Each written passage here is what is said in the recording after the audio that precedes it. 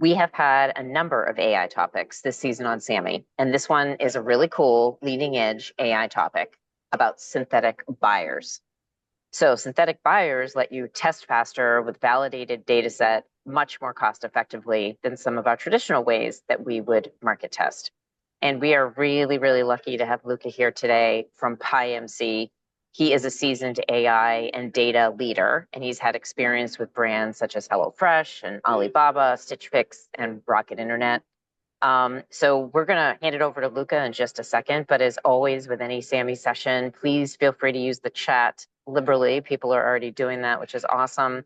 Feel free to add your questions and your comments during discussion. And we will have a great conversation. Luca, I'm just going to let you hand it over to you, let you share your screen, and please do properly introduce yourself. I just gave the Cliff's notes, but let's jump in. Thanks, everybody. Thank you. Thank you very much, Pam. Can you see my screen? Yes, we can. Awesome. Yeah, and thank you everyone for being here today and for the SAMI organizers for inviting me. To start this talk, I want you to imagine the legendary campaigns that you see on the screens and what would take to make every campaign as effective as those. As you can imagine, behind each one of these ads, there was the intuition of very intelligent designers or very intelligent marketeers, but also a lot of research work. And this is something that's very dear to my heart. I actually worked with many different brands throughout my career. For example, when I was at HelloFresh, we had the huge marketing budgets. We're talking about 800 plus millions of dollars. And my VP of brand came through a period we wanted to do a rebranding of the brand to make it fresher, and came to me as the head of analytics asking, hey, how do we test the new brand? How do we know if it works or not? And unfortunately, there isn't a way. I mean, nowadays, A/B tests are ubiquitous, but you can't A/B test a big of a change like complete rebrand, unfortunately. And so we had to rely on user interviews, panels. We commissioned a research firm to do studies of what would resonate or not with American consumers that spent literally months and tons of money on these problems. And as everybody knows, the process of going through these user interviews, it's very cumbersome. And today, we possess more data than any consumer companies had or any B2B company had in the past. Yet, when we create these consumers personas, there remains one-shot application that typically end up living in your PowerPoint, and then you don't touch it anymore. And so you can't reaction it in the longer term.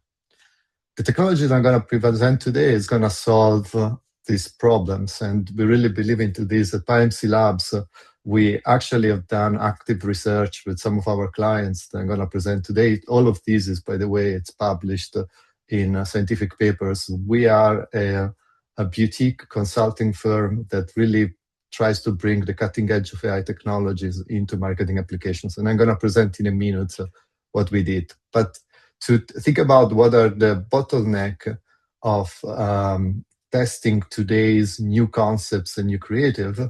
So first of all, when you use human panels, you typically deal with limited numbers of users. You're talking about something in the range of like tens or like even a few hundreds if you push it. But no, you're not talking about something like the entire US population. The other problem is that it's relatively slow, so to collect this data and analyze this data. And finally, again, when you create these tests and personas, because it's so slow and because the populations are so small, typically ends up living in a PowerPoint that you action only once for some strategic insights, but you can't iterate on. And you can typically put a tool in the hands of the different teams to align each other on how to use this data and how to think about this data. The bottleneck of really unleashing creativity It's really this reliance on human times, on this slowness. And this technology is meant to solve something like this. So how does it work at a high level? You can imagine like taking your ChatGPT and playing a game with it. So you're gonna tell your ChatGPT, hey, you are Pam, you live in North Brooklyn, you have purchased in the past these items, so you have decent net income, you are political orientation, I'm guessing here, left-leaning Democrats or whatever, and so on and so forth. All these traits provide the LLM some heuristics based on the data that he has seen across the internet to start answering new research questions as PAM would do. So this is very much a simplification of the technique. If you'd actually do this like that, it doesn't work that much. There is way more sophistication into this, but this is to give you an idea of how this works. And when you prime hundreds or thousands of LLMs with different demographics and attributes and personas, you get then a population that potentially is representative of the US or your target set, and you can start asking questions. And what do you want from these questions? Well, some of these questions could be, for a typical survey, on a Likert scale, how likely would you be to purchase a specific product? And so why this is important is because for products that haven't been put into the market yet, you need to understand the relevance to your target audience. Other question can be things like price elasticity. So would you buy this product at $5.99, $6.99, $8.99, something that allows you to gauge what's the correct price of the new item. Or you can do A/B testing. You can say, hey, given these two concept images or even concept videos, which one would you prefer? And what do we want to believe that these synthetic consumers behave like real humans? We want two things. When I'm giving them a large set of items, I want that the responses of the synthetic consumers on average agree in the ranking of these products with the responses of our real human panel. And I want that the distribution of ratings of the synthetic consumers is equal to the distribution of ratings that the real human panel would actually give you. Luca, question for you. Many folks on the call, we've lived through the agony of the ICP. And in most of the ideal customer profiles, as much as we like to think that they're relevant and we build our campaigns around it, they just end up living and dying in the PowerPoint. And anybody on the call, feel free to challenge me if you disagree. But this, all of a sudden, you're bringing this to life somehow. The clients that you're dealing with right now, as you start getting into synthetic consumers, where do ICPs play in the role of synthetic consumers? Do you bring them together? You do bring them together. Actually, so the ICP is a top-down approach. Typically you start interviewing your marketeer, your CEO, your company, and you create this ideal customer profile that you want to resonate with your product. You don't know if it's going to resonate with your product, but you try to create it in such a way. The synthetic consumer takes the bottom-up approach. So you have an idea of what the product will look like with the USPs, and then you interview literally everyone in the US population virtually and ask them questions of how likely would you be to purchase that product. And then slicing and dicing the data at the segment level, you start identifying groups of people that actually they will then constitute your ideal customer profile. So from the bottom up, you try to find within the US populations those people and characteristics of those people that actually respond, yes, we really very much like the product. And so the two approaches are complementary to each other. It's just they flip the problem on its head, being bottom up rather than a top down one. Thank you. And so once you have a way of measuring whether these synthetic consumers works, so let's do some experiments. And so we often get brought in with clients because they want to assess whether this technique can work with them and whether they can believe something like this. And they may have some data, reference data of surveys they did in the past, which we can use for calibration of these synthetic consumers. And here is a study that we published that we done with Colgate Palmolive, and where we show that on 57 products, some of them real products that were brought into the market, and some they weren't, and some of them they were AI-generated products even and concepts, with 9,300 unique consumers on the oral care category. We see both a very strong correlation between the synthetic responses on average and the real ones, and a very strong agreement on the distribution of these responses.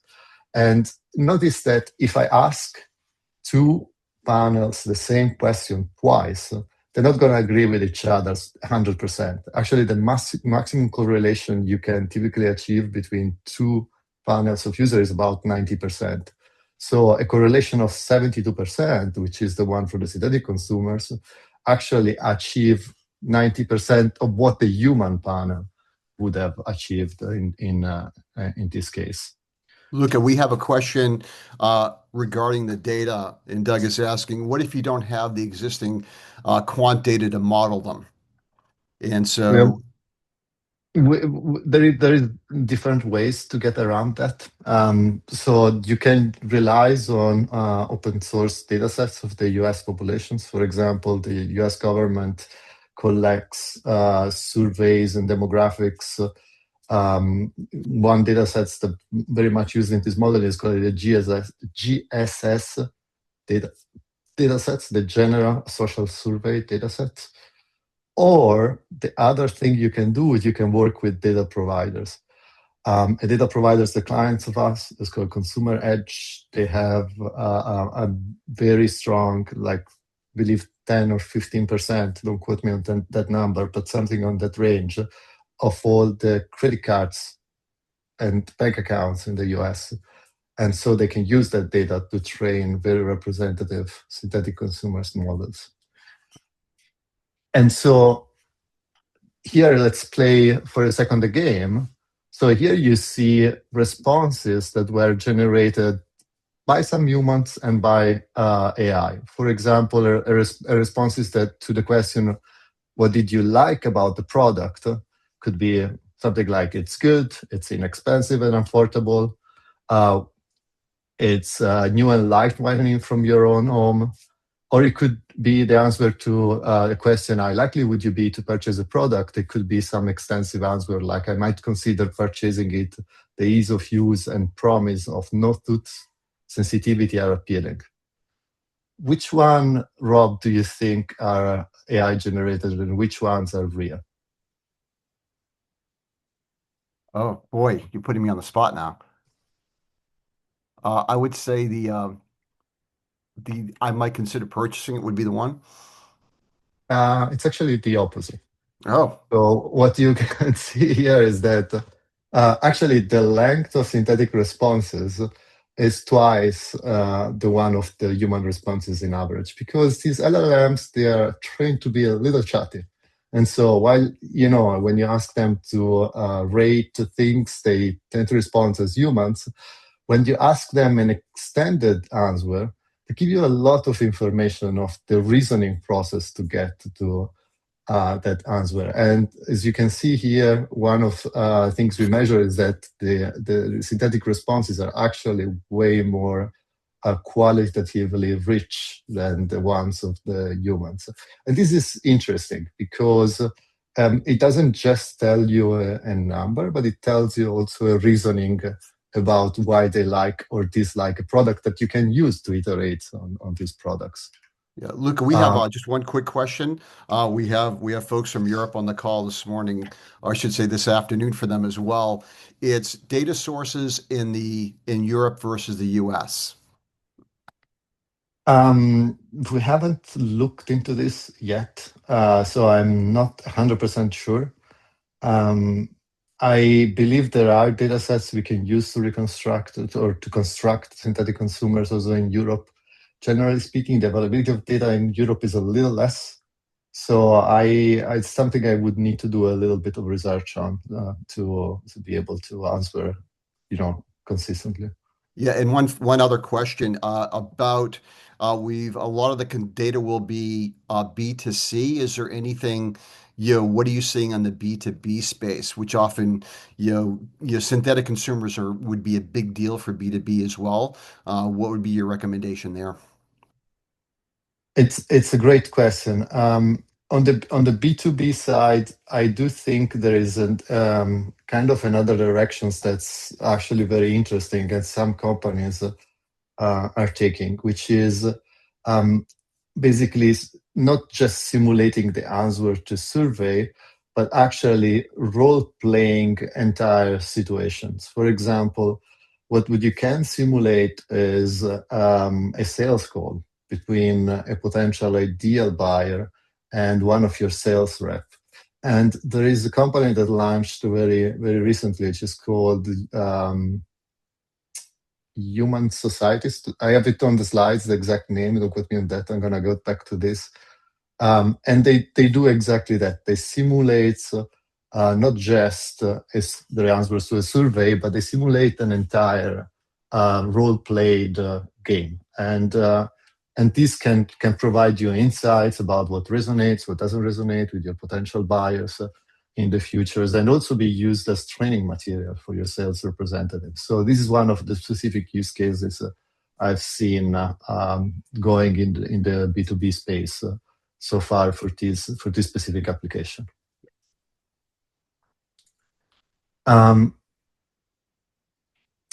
So another fun experiments we did in this paper was to provide absurd product to the LLMs and to the humans. Here you see an example of something that doesn't actually make sense, which is this dental microbiome fortifying elixir. Here you see the rating of the real humans in white boxes on the right, and the synthetic consumers are in the yellow. As you can see, the rating of the humans, they're skewed towards something that's more like a 4 or a 5, so higher ratings, while the synthetic consumer rate this product that actually doesn't make sense way lower, towards 0. And the responses of these LLMs when asked them, why did you rate this product in such a way, are something like, it looks expensive and a bit gimmicky. And so it's a well-known bias of human panels that humans tend to respond when interacted in a survey a little bit more positively than they actually mean to be. And the LLMs don't have these biases. They have other biases, as we can see, like this answer a little bit longer, but they actually take out some of the biases that humans have in such a problem. And so this basically is still literally fresh techniques, but there are companies that providing these techniques that you can actually apply. And I'm going to show you in a minute what these companies are, where you can get started. But they allows you to first have a quantitative scale, because you can run these simulations of really hundreds of synthetic consumers, and you can eliminate a subjectivity bias or some of the biases that human consumers have. And when we did these examples with Colgate, is exemplary of like how a client or like a company could get into this. At the beginning, what they wanted to do is they started already adopting AI to create product concepts. And so they would come up with actually hundreds of new product lines, some of which looked very good on paper. They didn't know which ones to prioritize for production, so for further testing. And there was an internal skepticism about this technique. So they actually didn't know, because what this was like about 6-7 months ago, they didn't know whether this technique would work for their specific use case. And so they started partnering with us, where we did these very thorough evaluations of their data sets, and the responses of this synthetic consumer even came up with a new technique to be able to train these synthetic consumers. And since then, this unlocked for them budget to create an internal platform for synthetic testing that does this end-to-end, comes up with new concepts, test them on virtual panel, get the feedback of the virtual panel, feed it back to the data generation process so that they can come up with new product ideas at really the speed of software. Another example is this brand Flow, which is a UK brand we started working together with. So they wanted to enter the US market, and they're about to start in the US market, and they wanted to create a case for CVS of why they should carry their products in inventory. And so what we did with them is not only to ask surveys, but we did an example of these simulations we discussed, where we simulated the situation in which you have this synthetic consumer being in a CVS store, walking into and seeing side by side the product of Flow, which is a feminine care brand, plus some of their competitors. And then we stress test also some of the USPs by giving descriptions of the product, what they believe it's the key differentiator compared to their competitors, and then remove some of these USPs one by one to see the impact on what resonates and what doesn't on the consumers. And for example, here we could identify that some attributes are really key to their differentiation compared to other brands, the fact that they are plant-based, the phrasing of their missions to help women, the playful packaging that they use, the fact that sustainability, the way that they brand it very strongly, it's very key to them, insights about how the pricing can differentiate from others.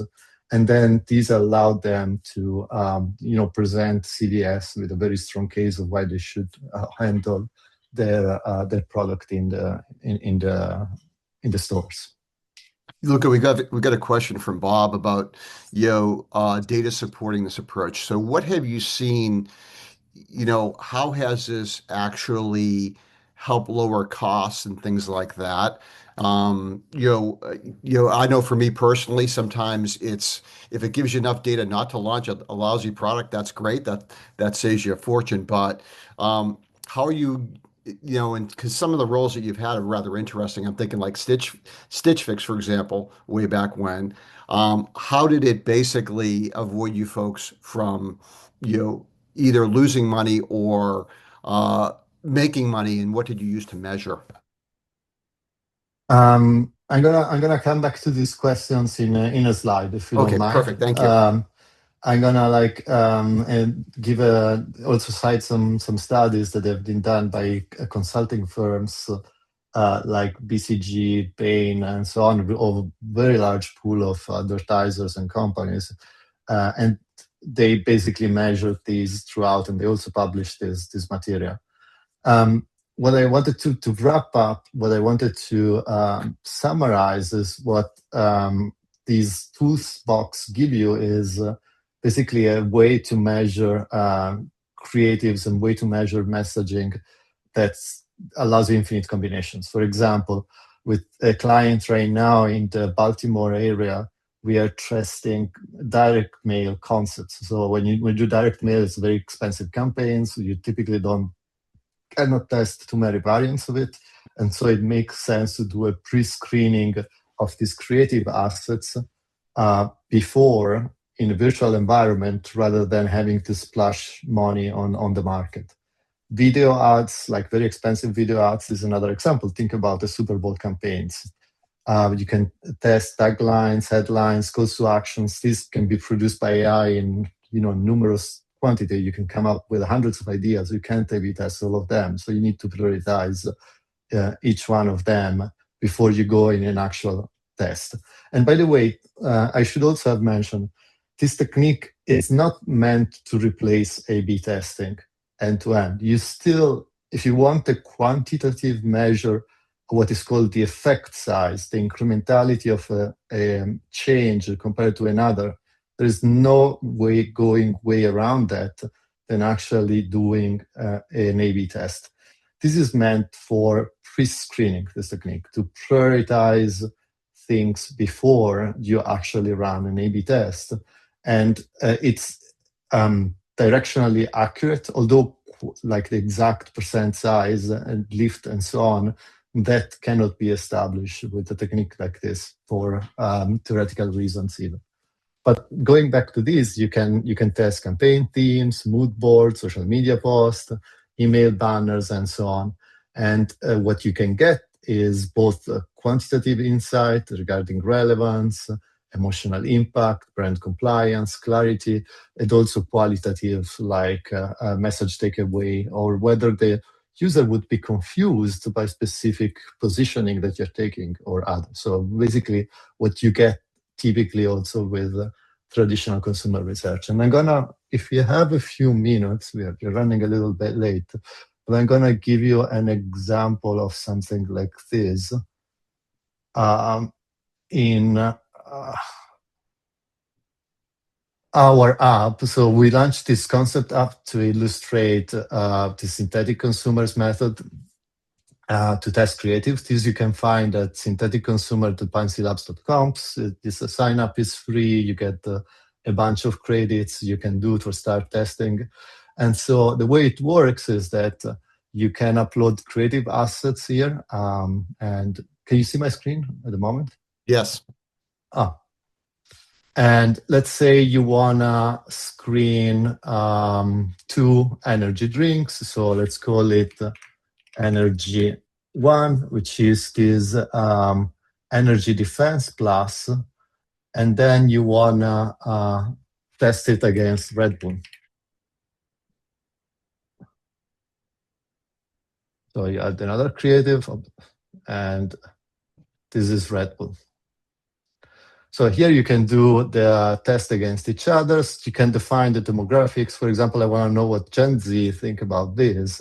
And then you can decide of what's the size of your consumer panel. And then start, yes, this would be configured. Custom filter. You can have custom filters here. Okay, this the moment doesn't work, but I have it already done, so I can show you the results of this test. This is the beauty of doing live demo. So as you can see here, the Red Bull brand actually has much higher awareness, and it's the winner in this test compared to this other energy drink that's a little newer. It's a niche brand.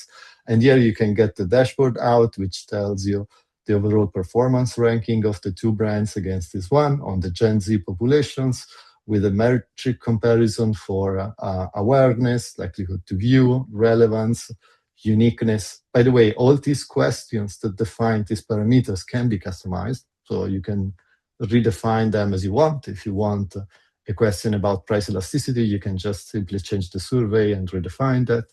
And then also recommendations that are AI generated.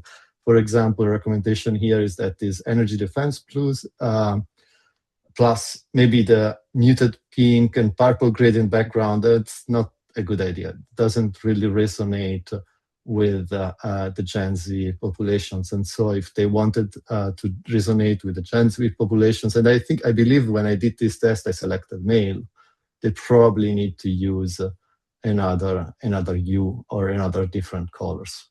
Yeah, Luca, just a comment on this. At the beginning, we kind of cheekily threw a rock at ICPs.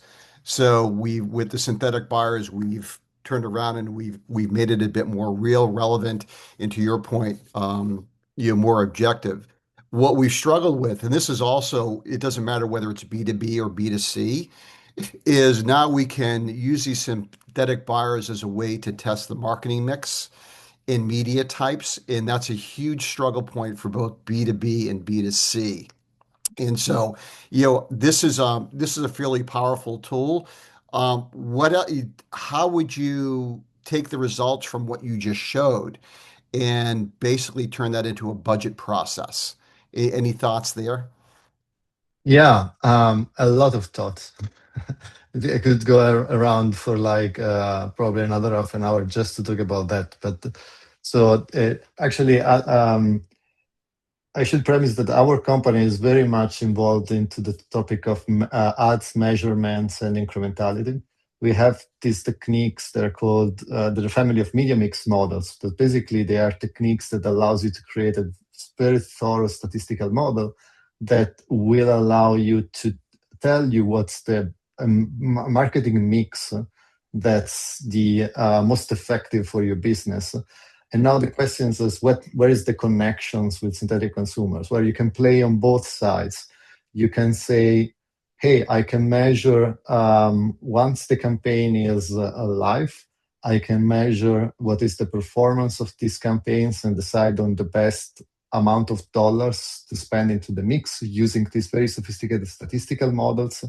But when the campaigns need still to be launched, I can actually use synthetic consumers to create a prior to prioritize what's the next round of campaigns and experiments to run, and then close the loop between the two, get the results of the models once it's live, use that to inform the next iteration of campaigns that I want to feed into the synthetic consumers, then use the synthetic consumers results to then set priors for the measurements aspect. And so this becomes then full hand-to-hand solutions that basically combines together the idea of measurements and the idea of pre-experiment screening that you get with the synthetic consumers. Excellent, thank you. And by the way, I should also mention that with some of our clients, we are actually starting to implement solutions like this. So it's not just a concept, but it's something that it will be available in the future for everyone. And so if you want to begin today to use this type of technologies, the question is, you may pop into your head is, where the heck do I start? Well, there are two types of, let's say, vendors and partners you can work with. There are software as a service platforms, and there are end-to-end consulting businesses. So talking about the software as a service platform, software as a service platforms basically allows you to plug in your data or to start experimenting with a tool. And there are typically three types of them, depending of the focus is slightly different. One is platforms that do synthetic user interviews. Two names here in this space are Delve AI and Synthetic Users. So you can go online, look for them. You can just sign up and test them. This is very similar to the concept I've just shown you of I have a general populations like defined in the US that I maybe subsegment, and I can show them campaign creatives or entire product concept and get the feedback or run a virtual survey on them. Then there are AI audience simulator that allows you to simulate really complex scenarios of situations. And this is a company that recently launched, it's called Artificial Societies. By the way, you can imagine also government applications of something like this. For example, one thing that these guys, I believe, were doing is to simulate what would happen if there is a earthquake in New York City, or if there is a tsunami in New York City. So you can simulate using these some of these technologies, what will happen to the populations when you do a shock like that. And then there are digital twins of existing consumers type of companies. One name is this Delve AI, that allows you to ingest your CRM data sets into the systems to create something that's really tailored to your company, to be able to iterate on your existing data sets. And so these are the typical vendors of SaaS platform that you can find available nowadays. On the other hand, there are end-to-end consulting that help you for select a vendor if you want to help some advice. They can implement methodology from your own. So, for example, we specialize in creating a tailored methodology and IP to your business. Some example of these consulting companies are us, PMC Labs, Empathy Labs, Bain, Kantar & Co. has also a line that of research in this direction. And where this is important is where, for example, in B2B, you want to build synthetic panels and persona on a niche of the populations that very, very specialized. And so, as you know, buyers in the B2B space are not the Gen Pop as a consumer product, but is very specialized buyers. And we also advise on how to establish the validity of this methodology for your specific business, and then also some implications for your strategy and for your brand in generally, and make sure that you have something that's reliable as effectively as is integrated with your business processes. So to wrap up, I think the integration playbook for 2026 is going to look something like this. So first, you need to start with good data to go in. So this can be choosing the right third-party partner to provide these data sets, or integrating your own first-party data into these systems, then setting up the right evaluations metrics for these synthetic consumer technologies, making sure you ask the right questions that can be actionably used within your business, and then ties this together with your business processes, making sure that there is some kind of human intelligence and oversight into this, because of course you need to add things like cultural nuance, brand reputations, and also some strategic insights that you may lose with a technique like this. To answer the question of what do you see in terms of savings, accuracy, improvements, there was a study from Bain & Company. It's called, you can Google it, it's called Synthetic Consumers from Bain, where they did these studies across a very large set of advertisers that have implemented similar technologies. And what they typically see, or they claim to see in that studies, is a 50% reduction in testing time compared to traditional research methods, and a third of the costs, and an increase and a very accurate result from the synthetic panel. So they say that they match 85% of what the human panel would do in their studies. So I think we went a little bit longer than what I meant. No, that's hope perfect. this was interesting for you. Yeah, no, could you go back to the 2 slides, the methodology, one more? So this is fascinating. I think we had speakers on SAMI over the past 2 years, and it's gotten better about the quality of the data in and the data out. In fact, we had Scott Brinker on a couple of years ago where we covered this at length. The question I have for you here is, when we go through this process, and like every model, we're gonna, I think with the new technology, we're gonna come closer than we've ever come, but we still need to refine. So we've covered about, let's look at the CRM, let's pull in some industry data, let the LLMs work. And years ago, I was with a company and we were using ML for advertising feedback. So after we've gone through the process, the question is, how do you refine? So once you've gone through this, we've got a campaign going, whether it's we're launching a SaaS company. What do we need to do in your modeling to turn around and make this even better? Are we retraining an LLM? We feeding it into an ML system? What's the step to get this even more, more effective? Yeah, there is a wide range of solution then, depending on the type of campaigns and the type of systems you want to optimize for. Typically, I'm going to make an easy example. So they can keep in mind that there is solutions for something like this on ads, on TV ads, out of home, sales calls, and so on and so forth. And there is a lot of different methodologies where you can apply analytics and data science into this. But one typical example, for example, is CRM email or CRM push notification optimizations, and so on and so forth. So the way that you do that is you have to design first, and you may use the synthetic consumers to design a CRM strategy backbone first. How many email sends out how does the onboarding journey of the users looks like when they sign up with your product?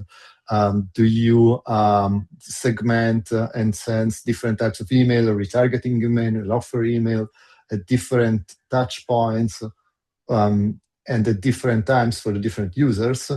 And that's kind of the backbone of your CRM strategy. And you can use the synthetic consumers to stress test that against the audience.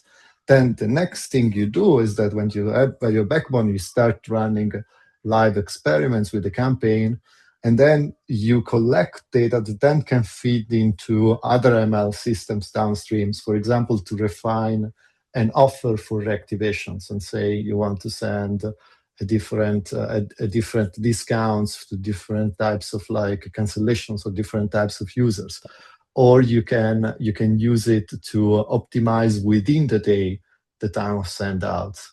Or you can optimize to decide, hey, I'm this user, I'm going to send a push notification. This other user, I'm going to send the email because they're more responsive on this and that channel. And so this data then feeds back in, and every time you run these campaigns, you get the new data points that then gets fed back in into your ML systems, and then help you refine your machine and get incrementality out of it. And by the way, a lot of companies actually forget the importance of measuring the value of AI and ML solutions. I do think it's very important that you always have a way of understanding the overall value of your AI program. For example, what we used to do in some of my previous companies is to leave a holdout where you would use either like manually set up CRM campaigns, or you would actually do no CRM, and then you would measure that against the AI systems managed one, and that delta give you a continuous A/B test that allows you to get, at the end of the quarter, you go to your CFO and say, oh, look, I spent $1 million on the AI system. This was like when, we had large data teams, large companies, but I spent $1 million on that, but my ROI was $10 million. And so that allows you to justify the investment then into data and analytics and get confidence that these systems works, and you can get value of them and keep investing more into these things. Okay. We got a question that we talked about, objectivity versus subjectivity. But the other challenge that we have is that LLMs are trained to be nice.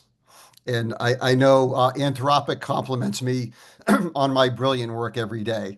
I wish my wife were so kind. So in terms of that, if LLMs are used for synthetic buyers, can we be sure they're not budgeting nice? And how do we get rid of the nice factor? Because we're making big decisions here. So is there inherent LLM nice bias that you've seen? Yeah, in practice, the example I showed you there here is the opposite of that. Here we show you an example where the humans were actually nicer than the LLMs. And so all these studies that show that the LLMs have this bias, they certainly do have, but they're the vanilla LLMs, the one that you find embedded in ChatGPT and you find embedded into like consumer tools. So behind this technique, there is some careful prompting to avoid these biases and to make sure that the responses of the humans and the responses of the LLMs are as aligned as possible to each other, as truthful to each other. So in general, this known bias of LLMs is known. If you Google for it, there is also like a very interesting project I saw popping up just a couple of weeks ago, which is called the Bullshit Dashboard, which shows you all the different LLMs providers and how often they agree with you when you're telling them something that makes absolutely no sense, and they all rank to each other. And apparently Claude is the one that's the most truthful to themselves, so it's the one that's going to push back the hardest. While things like Gemini, I'm sure Google is going to shoot me, but Gemini is the bottom of the charts, tends to agree with you a lot, according to these benchmarks and leaderboards. But that's where the craft is and the science is, and you can read more in the paper. We avoid using simple LLMs systems, and we invented this technique to overcome these biases that makes it actually more effective. Okay, great. I love the concept of bullshit dashboard. One more question, then we want to make sure we open up for the floor as well. We're focused, and I think so many marketers and what we've witnessed over the years is so many marketers spend time. We talked about ICPs earlier, and even with this, about people who would buy their product. Oftentimes, the best lessons are people who would never buy your product. And we tend to ignore them because it's uncomfortable. They tell us we suck. So can this be used with the opposite? Tell me about people who would never touch my product and why, because there are valuable lessons there. Have you folks looked at that at all? Yeah, it's part of the process, and I think it's the most important data point is it's also like the reason you can ask follow-up questions. So if you have static PowerPoint, traditional persona, what tends to happen is typically, and it happened to me a million times, oh boy, we forgot to ask her these questions in the survey because these people didn't answer, they didn't like the product. I wanted to get back to them, but I can't because the study is already gone. While if you have solutions like these, you're like, wait a minute, why didn't this person like my product? Let me ask a follow-up. So with these types of techniques, you can actually do because they're not static. They live in your software. They live in your computer. Okay, this is perfect. Thank you. And just before we turn it over, I meant to one more thing. So for the folks on the call, especially with a B2B bias, what should they be looking at, this afternoon? It's like, look, I had a call with Luca today. It was great. He made me think about things. Where should they go next? What should they be thinking about this afternoon and maybe in 6 weeks? What's your recommendation? I am very good questions. I would start by actually this is a very, very good like first overview from Bain, which by the way is also a client of us, that allows you to um, like get the lay of the land and an overview of the different products that are in the market and the different software that's in the market. But what I would do is that I would start playing with it. I would start trying some of the tools mentioned here, understand how they can use into your business, or contact one of these consulting businesses that you see here and help them doing a strategic assessment and really brainstorm together how this can be unlocked into your businesses and workflows. And these consulting businesses, the advantage over SaaS platforms is that they act as partners.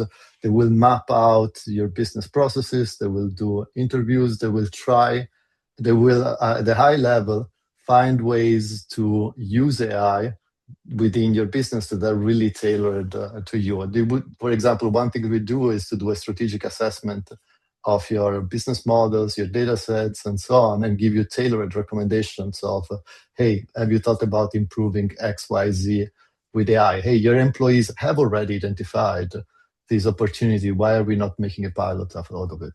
And Yeah, so excellent. Thank that's the you. way we act. Thank you. All right, so we'll open up before we have our close. There's been a lot of the chat's been very busy.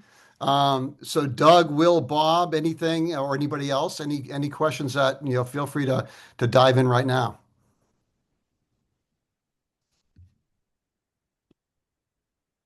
All of a sudden, everybody's No, I shy. can. I was going to let someone else jump. So I mean, I put in the chat like most of my clients are really small audiences, like 1 to 2,000, and I work with a lot of clients in Silicon Valley, so they're always asking me about this, and I've dug into it. And my perception is I would need to do some traditional quant to collect in order to additional train because I need both demographics and psychographics. So there's the cost of that to do it, and then you have this asset you can use for much longer. But the other thing is, how do you continue to update it? Because I mean, I'm just going to give an example. Like a year ago, talking to enterprise buyers about AI solutions was a very different tone than right now. So if I did a data set a year ago or even 9 months ago and trained, and then I'm acting based on that, it'd be way off target now. So how do Yeah, you handle that? yeah. There is different ways and depends on application. May I ask you which type of businesses you have in mind, which type of vertical? Like I do a lot in medical tech, so clinical trial research. So Hmm. heads of clinical operations, heads of clinical development at large pharma. It's like there's 1 to 2,000 people that they care about, like in the world. Heavily risk averse audience, very hard to reach even with traditional research. Very hard Hmm. to get a quant data set on them. Completely honest, you'd have to pay a lot to collect that to get these Hmm. people to weigh in. Um, Hmm. I have another one right now with like travel buyers of large enterprises. It's also a very small data set and very little exists out there from traditional third party research that you could leverage to train. Yeah, and you that sounds like the perfect use case for a technology like this because, as you said, these are very hard to reach audiences. The question is to how you keep them up to date. Well, there are different ways of doing that. One way that we start experimenting with in one of our projects is to transform this. It is AI from static LLMs. LLMs are dynamic, but they have pre-trained LLMs, let's say, to agents. So when you have an agent, you can give them tools, and one of the tools they could do web search.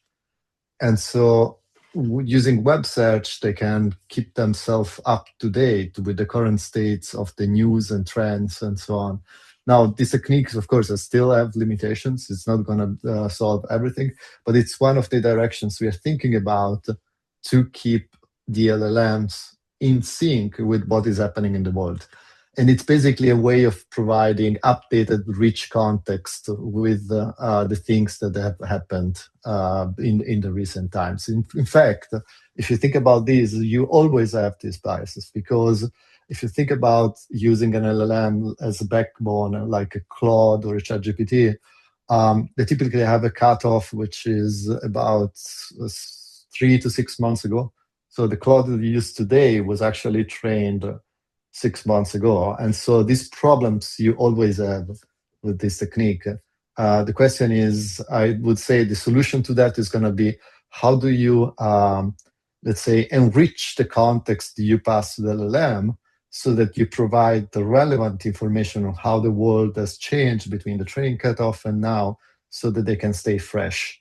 And providing these agents with the ability to search the web by themselves or providing a compacted context to them, it's probably where the solution is going to be. Perfect. Thank you. So Pam, any closing words from you, and then I'll go into the close itself. No, this is great. I just want to thank everybody for coming. Luca, thanks for sharing these insights. Again, when we think about how AI can be applied, this is different than, generating blog posts. This is really kind of, I'm thinking about this in terms of speed to market. I'm thinking about it in terms of, accuracy of the information, more actionable. So I think you gave us all a lot to think about. So again, appreciate it. Rob, I'll hand it over to you to wrap us up. Okay, thank you, Pam. And Luca, grazie mille. And Hala, thank you so much for helping out with the chat as well. And especially thanks for all of you taking the time out, whether you're watching this live or the recording. This is a very, very timely topic that's going to make us all think. So the video for this will be available next week via Meetup and also on YouTube. And before we leave, our next session is actually 1 month from today on April 16th, in keeping with our theme of practical applied AI in sales and marketing. So my dear friend, and those of you who know Mark Galloway is going to be here to talk about the new revenue engine GPTs for sales teams and B2B websites. So we're going the other end of the spectrum, where AI also can have a huge impact. So I look forward to seeing all of you at that point as well. We'll be sending out emails on that. That should be another great session as well. So Luke and everyone, thank you very much. I want to wish you all a wonderful day, and we'll chat soon. Thank you. Bye bye. Thank you for inviting me. Bye bye. Thanks, Luca. Bye, everybody.